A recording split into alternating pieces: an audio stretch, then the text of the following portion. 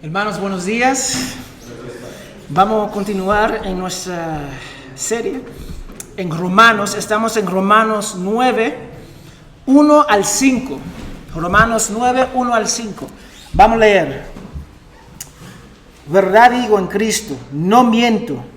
Mi conciencia me da testimonio en el Espíritu Santo que tengo gran tristeza y continuo dolor en mi corazón, porque deseará yo mismo ser anátema, separado de Cristo por amor a mis hermanos, los que son mis parientes según la carne, que son israelitas, de los cuales son la adopción, la gloria, el pacto, la promulgación de la ley, el culto y las promesas.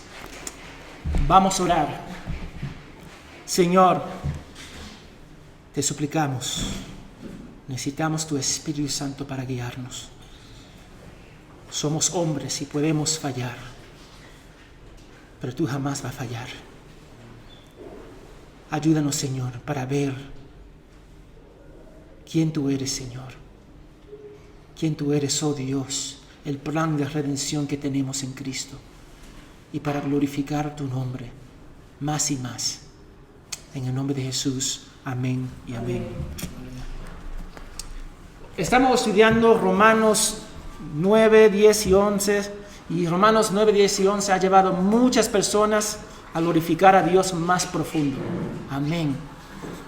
Y a otras personas para abandonar la fe. Romanos 9 muestra la belleza de quién es Dios. Estos capítulos muestran completamente la soberanía de Dios en la salvación, pero eso no es el punto principal. Y algunos piensan que es injusto que Dios solo salva a algunos. Y en este capítulo hermoso, que muchas veces rompe nuestra concepción de quién es Dios, hay algunos que ven Romanos capítulo 9 separados del 8, pero eso no es cierto. De hecho, el capítulo 9, 10 y 11 pueden ser vistos como otro discurso de Pablo, pero está entretejido con las promesas del capítulo 8. ¿Y cuáles son esas promesas que vimos anteriormente?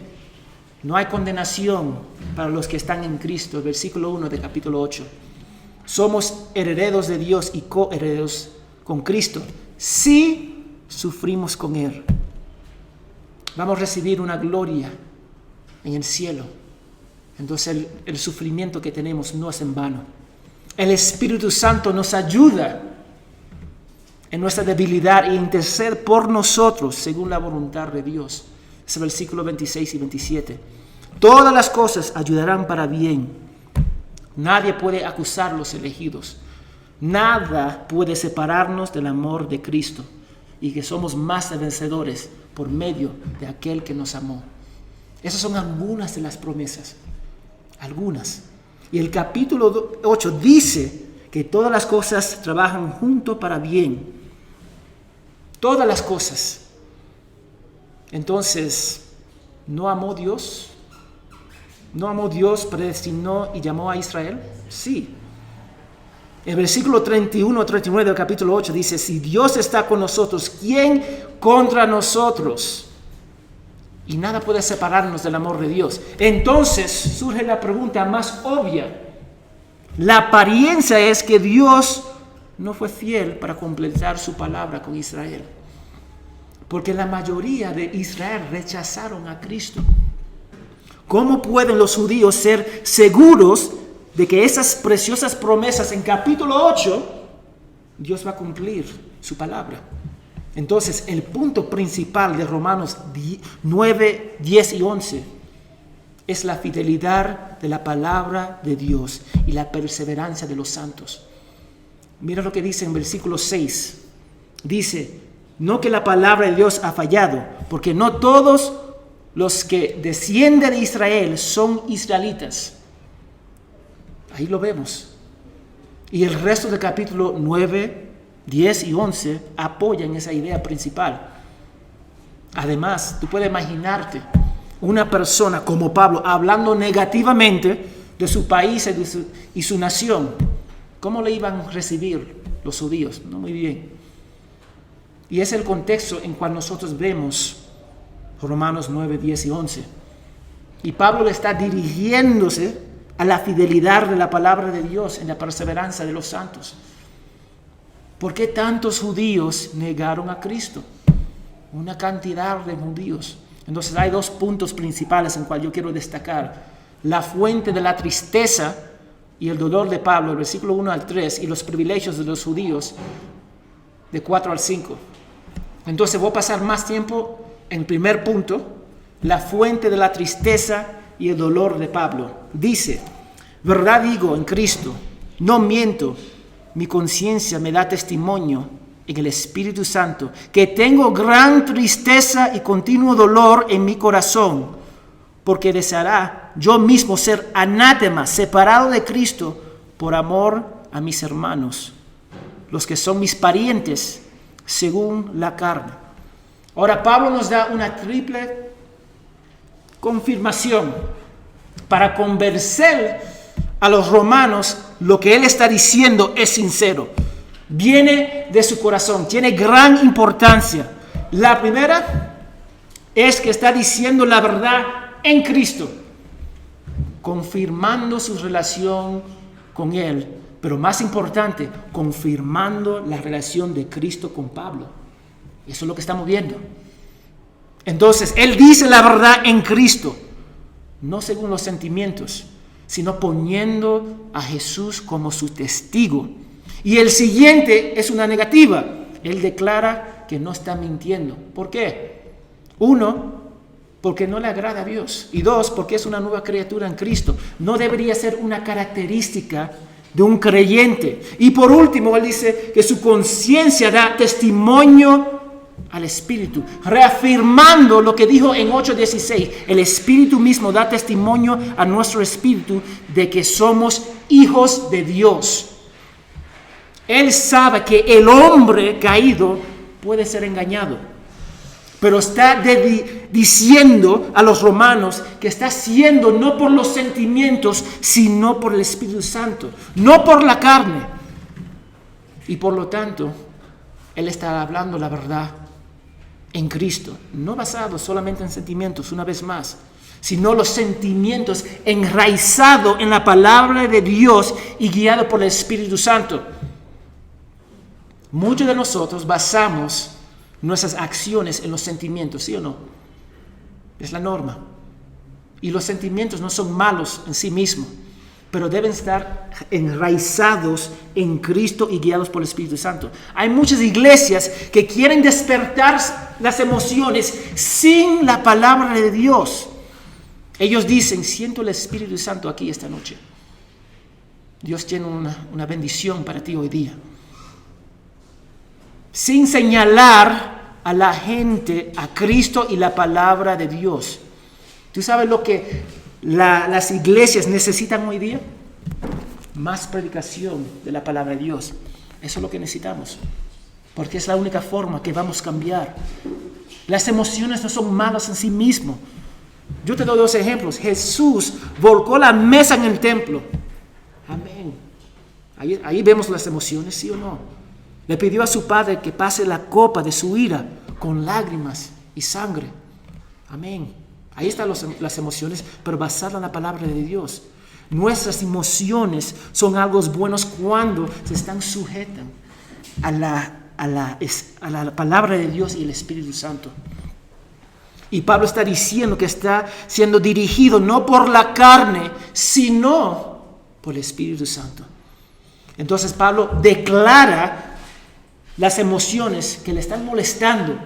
¿Cuáles son? La tristeza y el dolor. El versículo 2, que tengo gran tristeza y continuo dolor en mi corazón.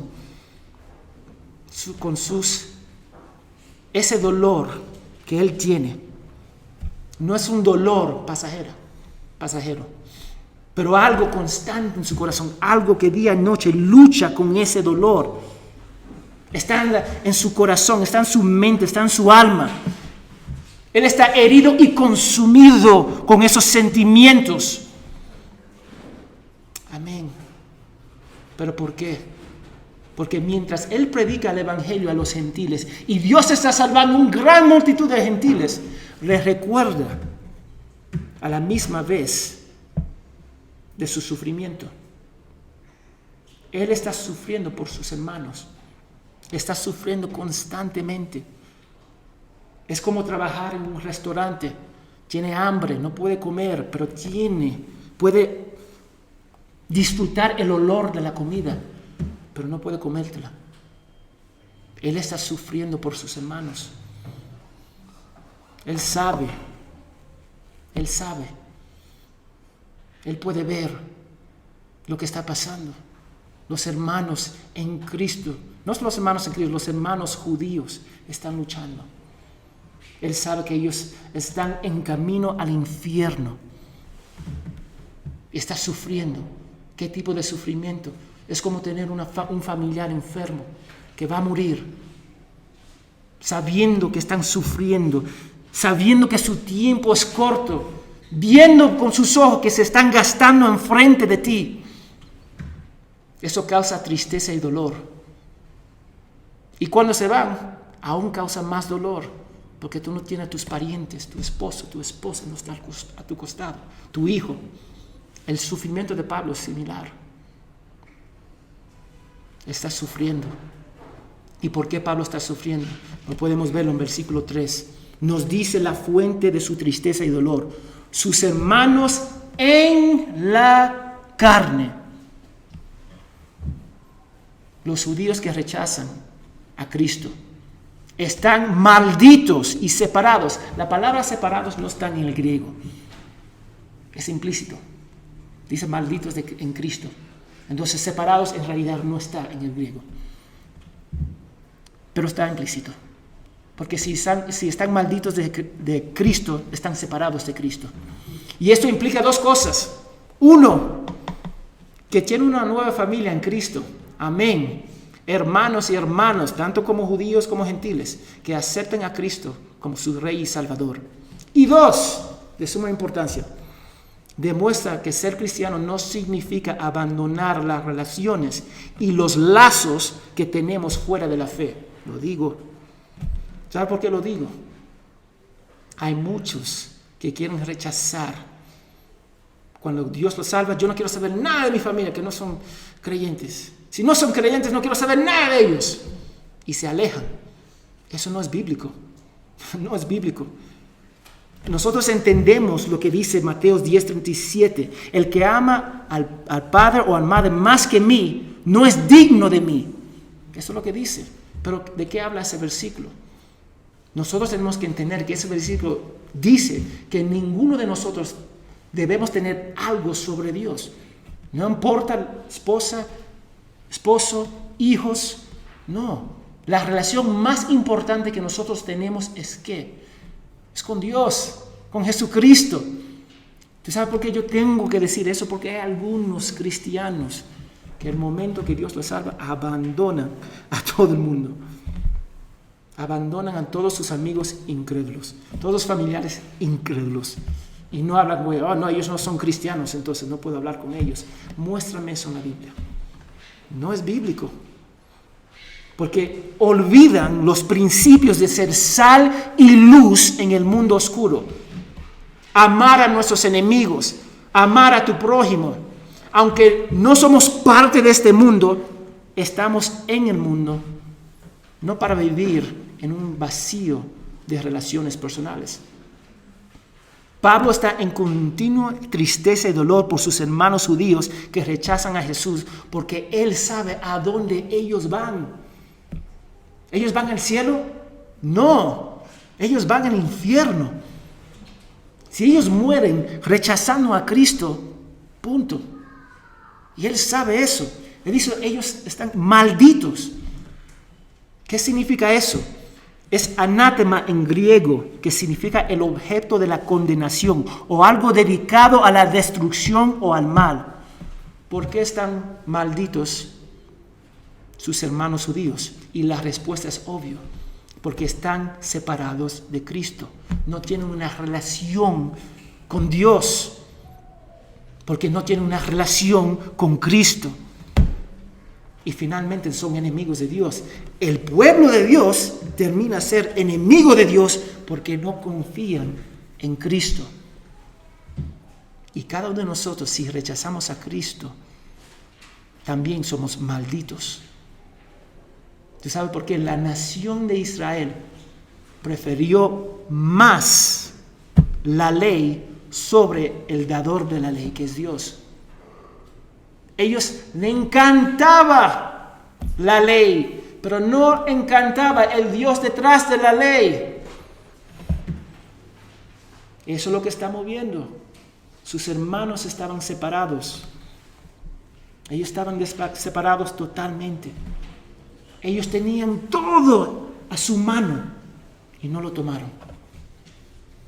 Tenían la ley, tenían los milagros y perdieron un punto. Perdieron un punto total. Y nosotros tenemos que ver eso. El pueblo judío no vio a Cristo como su Mesías. Tenían todas las señales que apuntaban a Cristo y lo rechazaron. Y eso debería producir glorificación, porque Dios nos salvó. Amén. Porque la salvación no se basa en conocimiento. No se basa si tú tuviste la ley o no. Se basa en la soberanía de Dios. Se basa en la buena voluntad de nuestro Padre. Y vamos a ver eso a lo largo que estudiamos Romanos 9, 10 y 11. Porque Pablo dice que él deseaba ser maldito por la nación de Israel. ¿Tú sabes por qué deseaba? Porque sabía que no podía hacerlo. Era un deseo inalcanzable. Él no podía ser maldito por los judíos, porque Dios lo llamó específicamente. Y nada puede separar a Pablo del amor de Dios, que ya vimos. Él no puede dar su vida por los hermanos, porque nada le puede separar de Dios. Él no puede ser maldito por sus hermanos, porque Dios lo llamó específicamente, Pablo, y lo salvó. Eso es lo que estamos viendo. Él no puede tomar el lugar de sus hermanos, porque no depende de él, depende de Dios.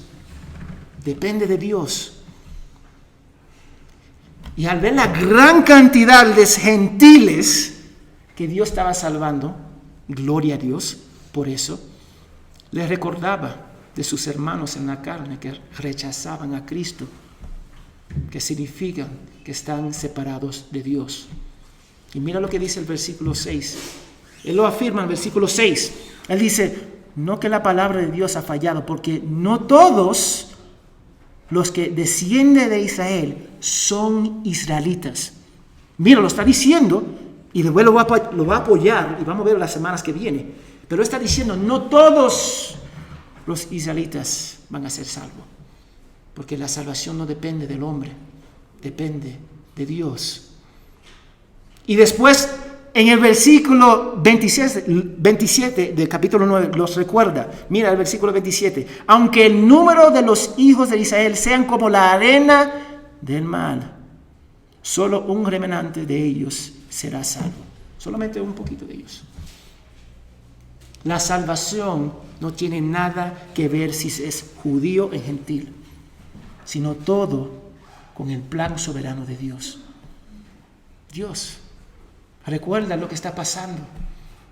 Ellos estaban cuestionando, si Dios no cumplió con Israel, ¿por qué va a cumplir con nosotros? ¿Puede imaginar?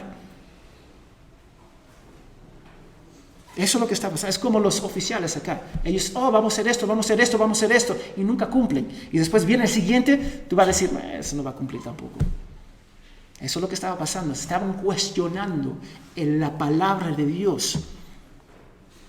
Y él quería mostrar que la salvación solamente viene de Dios. Entonces él está preocupándose por su pueblo, que no es malo.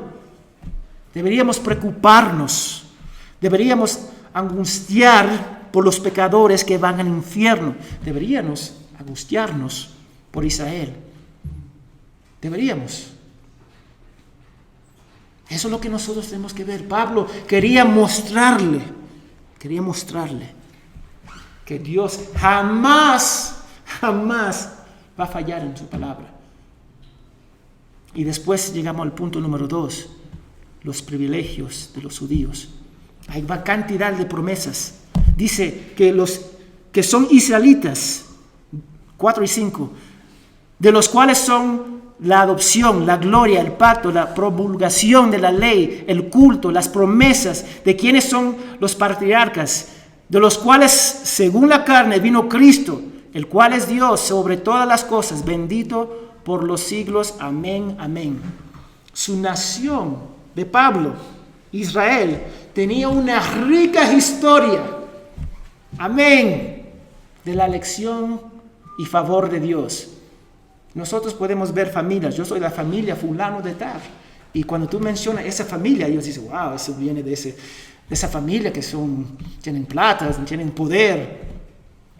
Él está diciendo, mira, el pueblo de Dios, ellos tienen una historia rica de la elección y favor de Dios. Y Dios lo hizo su nación de todas los tribus de la nación. Él escogió a Israel. La gloria de Dios habitaba con ellos en forma espectacular.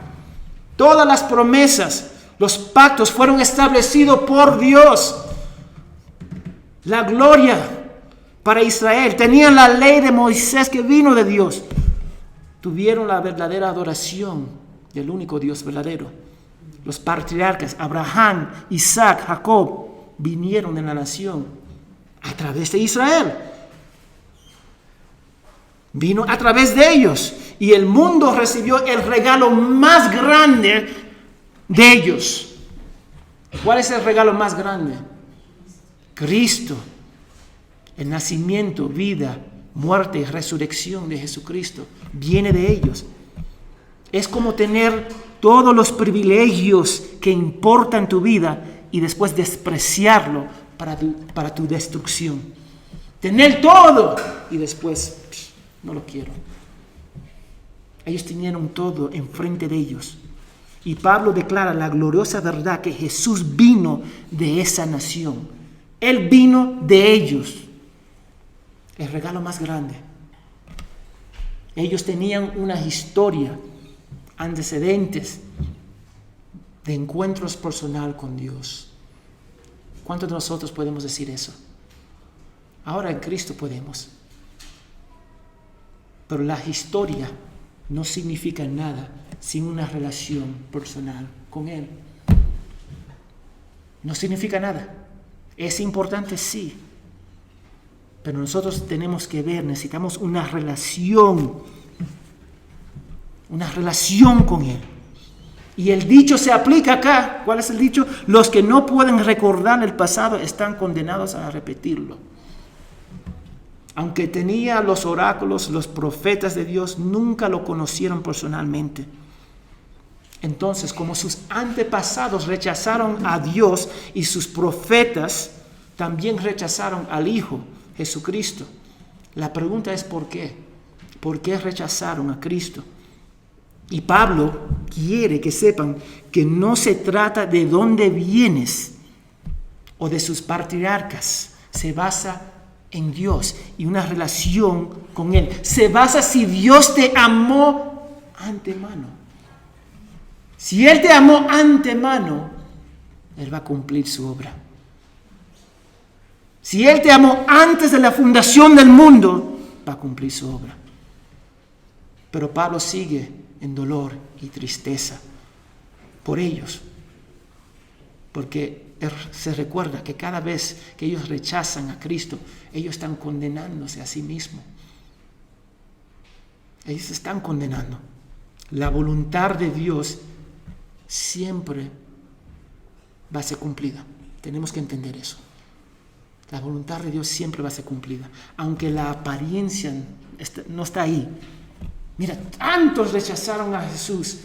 ¿Cómo tú me vas a decir que la palabra de Dios va a permanecer? ¿Cómo tú vas a decir que la palabra de Dios es fiel?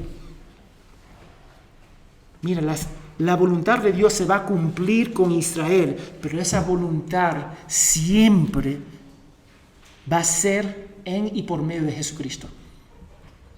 Él va a cumplir su voluntad con Israel, pero va a ser en y por medio de Cristo y nadie más. Esta tristeza de sus hermanos por sus hermanos en la carne debe ser la respuesta normal de un seguidor de Cristo, porque somos caracterizados por el amor que tenemos uno por el otro, el amor que tenemos por nuestros enemigos, el amor a nuestro prójimo. ¿Quieres saber por qué? Porque todas las personas que niegan a Cristo van al camino a la destrucción, a la condenación. Y el amor es diciéndoles la verdad, que Cristo murió por ellos. Ellos no tienen que cumplir la ley, tienen que confiar en Cristo. Y muchos de nosotros, aún ahora, queremos confiar en nuestras obras y no en la obra de Cristo. Entonces, amor sería predicándoles el Evangelio, ayudándoles en su necesidad.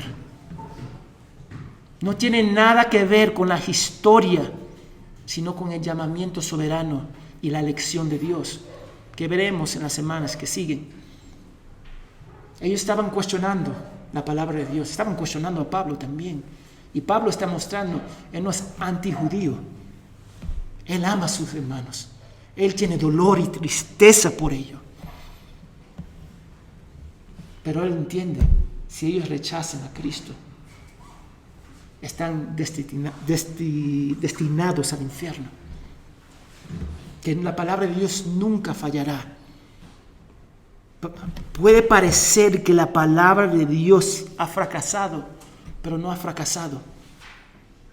¿Tú sabes por qué? Porque ellos vieron la palabra de Dios y no lo interpretaron bien. Y muchos de nosotros hacemos eso. Cuando vemos una mala interpretación, cuando vemos una contradicción en la Biblia, el problema siempre es el intérprete, el hombre. No es la palabra de Dios, porque la palabra de Dios es perfecta. Ellos vieron las promesas y dijeron, no, Dios no cumple con su palabra. No, ellos estaban mal. Dios sí cumple con su palabra.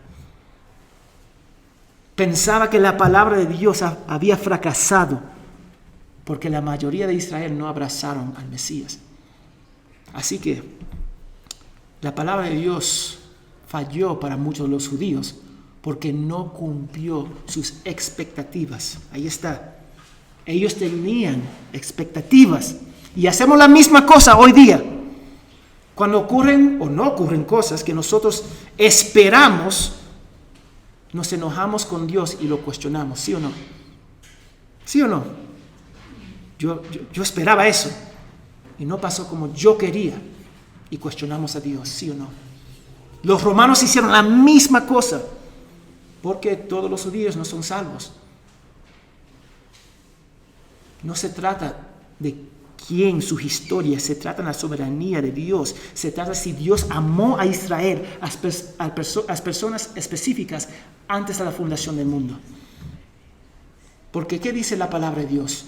Su palabra no volverá vacía. Amén. Sino que hará lo que Dios quiere.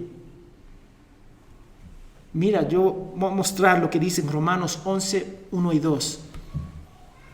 Dice, digo pues, ¿ha desechado Dios a su pueblo? De ninguna manera, porque también yo soy israelita.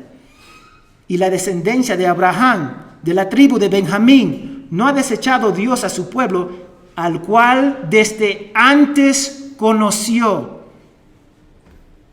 No se trata del pueblo, se trata de las personas en que Dios antes conoció, que ya vimos, ese conocimiento previo es amando antes. Te amó antes de la fundación del mundo. ¿Cómo te amó? Te predestinó, te llamó, te justificó y te va a glorificar. Entonces vemos que la salvación no se trata de qué pueblo, de qué nación nací, sino se trata si Dios te amó antes de la fundación del mundo. Puede confiar en la palabra de Dios, aunque la situación no parezca bien según nosotros. Él está en control de todas las cosas, está en control. Y vamos a ver eso más adelante, cómo muestra el amor de Dios, la elección de Dios. Muchos piensan que 9 se trata de la soberanía de Dios, es parte de, pero el punto principal es la fidelidad de Dios, la perseverancia de los santos en Dios. Entonces nosotros debemos anhelar la salvación de Israel y de todos nuestros hermanos en la carne. En realidad, nosotros somos tristes por ellos, o estamos viviendo nuestras vidas como nadie hubiera pasado y como si nadie va camino al infierno. ¿Pensamos de esa forma? Estamos hablando de anhelar lo que Dios anhela. ¿Qué anhela Dios? Segunda de Pedro 3:9. No queriendo que ninguno perezca, sino que todos proceden al arrepentimiento.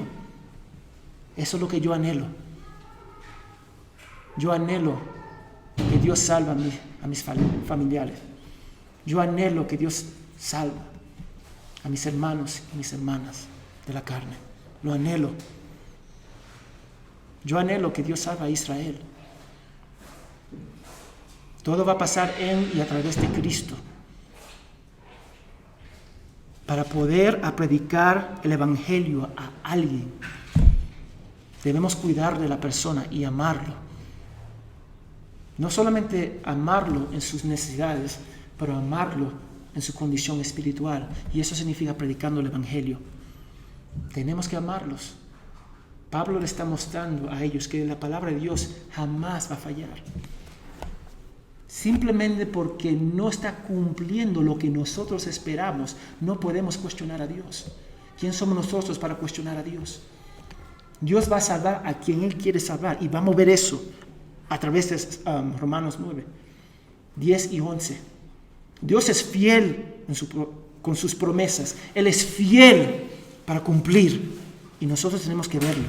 Entonces, oremos para que podamos preocuparnos como Pablo se preocupó, lo cual es un reflejo de Cristo.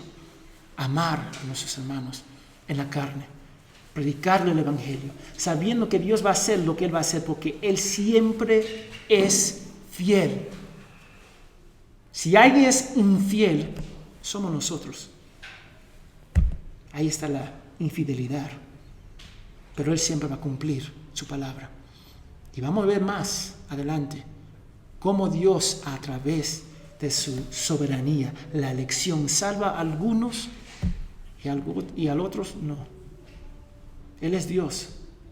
Y a veces nosotros podemos pensar que eso es injusto. Pero ¿quién somos nosotros para cuestionar a Dios? ¿Quién soy yo? Dios, ¿por qué? Muchas personas me dicen, ¿por qué yo, Dios? ¿Por qué me salvaste a mí, no a él o a ella? Eso no es la pregunta. Dale gloria a Dios porque te salvó. Dale gloria a Dios y después sal y predica el Evangelio a todas las personas en cual tú conoces. Predica el Evangelio. Eso es lo que Dios desea, que seamos sal y luz, sabiendo que Dios va a cumplir su obra. Vamos a orar.